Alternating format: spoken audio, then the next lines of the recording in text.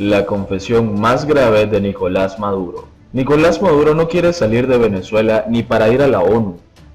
Dice estar más seguro en el país, aunque una fuente de la Cancillería en Caracas sostiene que su temor es porque existe la posibilidad de que se emita dictamen de la Corte Penal Internacional que podría someterlo a un escenario fuera de su control en Estados Unidos.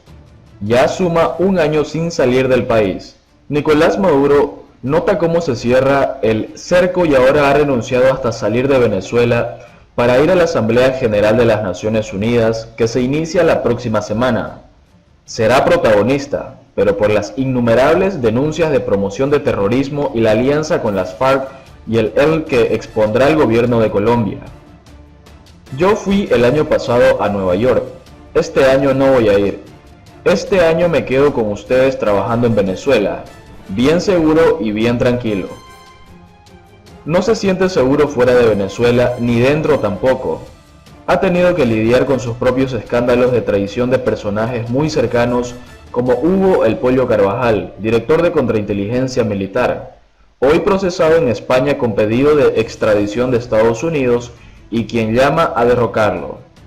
O también Christopher Figuera, un jefe de inteligencia que habría liberado a Leopoldo López de su arresto domiciliario y que ahora aporta datos a Estados Unidos sobre el amparo de Maduro a la guerrilla colombiana.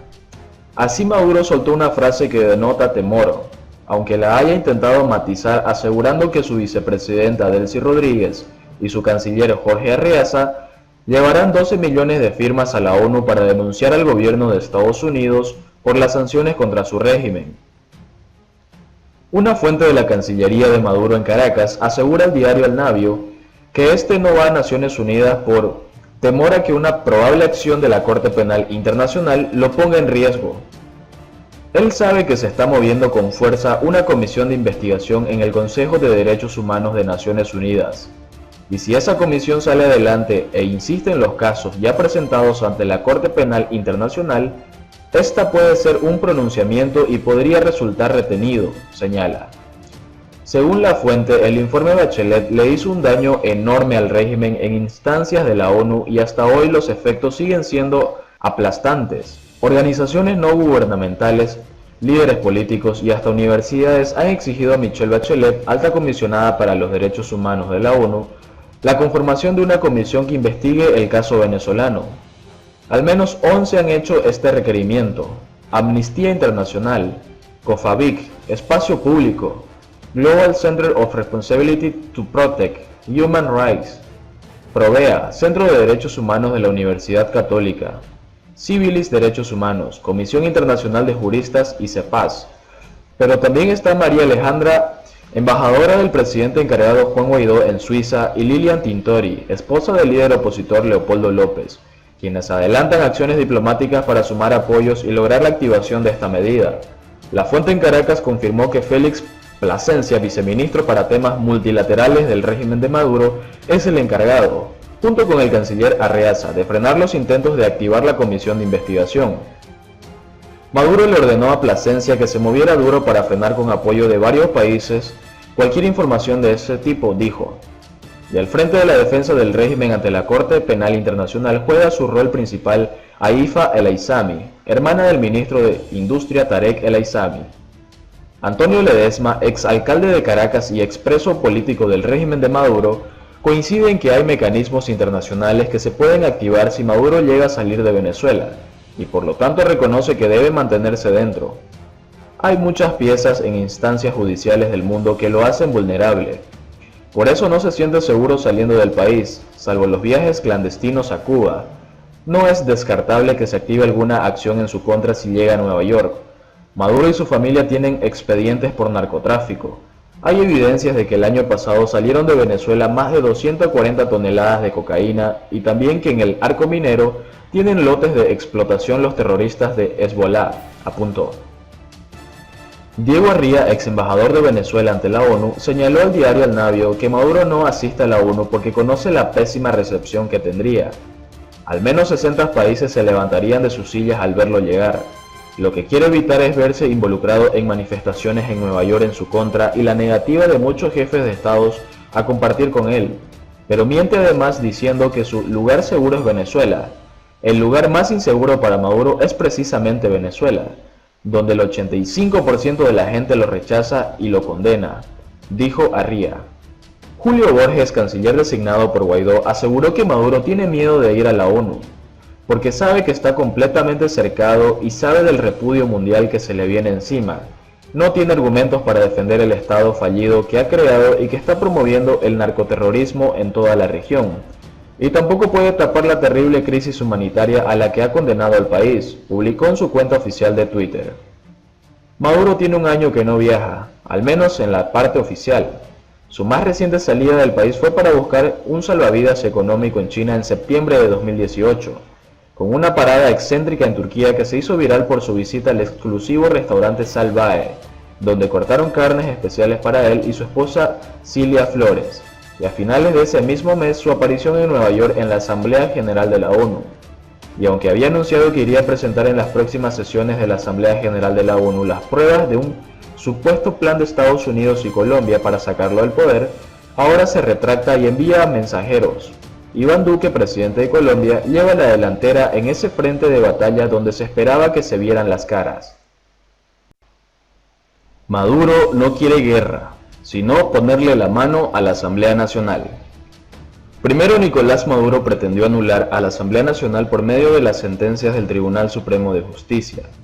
Luego probó reemplazarla con su Asamblea Nacional Constituyente. Como esto no le ha funcionado, ahora tratará de tomarla por dentro o elegir una nueva. Al frente de su régimen, Nicolás Maduro no tiene futuro, pero hace planes. Concretamente dos, y ninguno pasa por una guerra con Colombia, fundamentalmente porque los militares venezolanos no la quieren. El objetivo no consiste en bombardear Bogotá, sino en ponerle la mano a la Asamblea Nacional, que preside Juan Guaidó, que hace rato es más que una piedra en el zapato para él. El primer plan es intentar tomar el Parlamento de mayoría opositora por dentro. Para ello, Maduro se pasea por la posibilidad de incorporar a la bancada de diputados del Partido Socialista Unido de Venezuela a la Asamblea Nacional y hacer una alianza con algún grupo de diputados disidentes del bloque opositor. Probablemente los 6 que hoy encabeza el parlamentario Timoteo Zambrano, que a finales del año pasado aspiró a presidir la Cámara. El argumento suena lógico: despolarizar el conflicto político venezolano con el Congreso del chavismo a la Asamblea Nacional, desmontar la Asamblea Nacional Constituyente y elegir nuevas autoridades judiciales y electorales para el país. Pero el propósito de la operación, lo realmente importante, es tomar la presidencia del Parlamento el próximo 10 de enero, fecha que fija la Constitución para elegir la directiva de la Cámara. Así la oposición perdería el control de la única institución a la que la mayoría de las democracias del mundo reconocen como legítima en Venezuela. En el papel es un jaque mate. El problema con esa maniobra es que por un lado las cuentas no dan. El PUCB no dispone de los 55 diputados electos en diciembre de 2015. Varios de ellos abandonaron la causa, como Hugo El Pollo Carvajal, hoy en medio de un proceso judicial en España, Germán Ferrer, exiliado junto con su esposa, la fiscal general Luisa Ortega Díaz, o Eustaquio Contreras, que es quien se reincorporó a la Asamblea Nacional desacatando la línea de Maduro. Otros diputados de esa fracción ocupan cargos como gobernadores o alcaldes y la mayoría son miembros de la Asamblea Nacional Constituyente. Tomar la Asamblea Nacional implica desmontar su constituyente y admitir en los hechos la inutilidad de esta. Porque lo cierto es que las maniobras de Maduro para anular la Asamblea Nacional por medio de las sentencias del Tribunal Supremo de Justicia y luego reemplazarla con su Asamblea Nacional Constituyente han fracasado.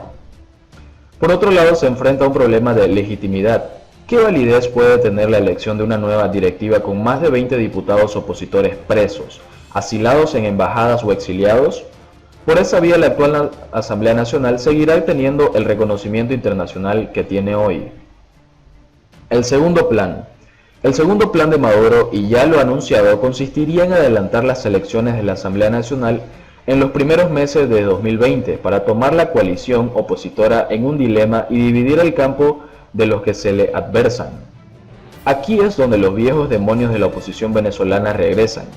¿Votar o no votar en medio de un régimen que no es democrático? No haberlo hecho en la elección parlamentaria de 2005 se considera uno de los peores errores cometidos por los partidos opositores, que le entregaron al chavismo el control absoluto del poder legislativo y le facilitaron en aquella época al expresidente Hugo Chávez acelerar su legislación autoritaria. Con este argumento, varios dirigentes adversos al chavismo como Claudio Fermín y Henry Falcon, entre otros, se preparan para participar y postular candidatos en la elección de la próxima Asamblea Nacional, sin importar cuándo sea ni en qué condiciones. Eso Maduro, por supuesto, lo va a alentar como una forma de dividir el campo democrático.